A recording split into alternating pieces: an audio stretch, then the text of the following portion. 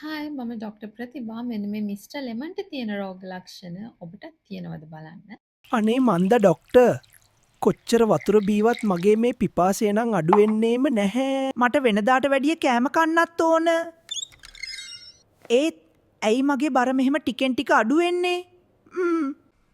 අධික ලෙස වතුර පිපාසය වැඩිවීම, මුත්‍රා පිටවන ප්‍රමාණය වැඩිවීම, ඒ වගේම ආහාර රුචිය වැඩිවීම, බර අඩුවීම විශේෂයෙන්ම පළමු වන කාණ්ඩයේ type 1 diabetes mellitus තත්ත්වය තමයි ඇති වෙන්නේ. මීට අමතරව නිතර නිතර ආසාදන තත්ත්වයන් නැතිවීම, ඒ වගේම කුඩා තුවාලයක් වුණත් සුව වෙන දීර්ඝ කාලයක් ගත වීම. මේ රෝග ලක්ෂණ දියවැඩියා තත්ත්වයේ රෝග ලක්ෂණ වෙන්න පුළුවන්.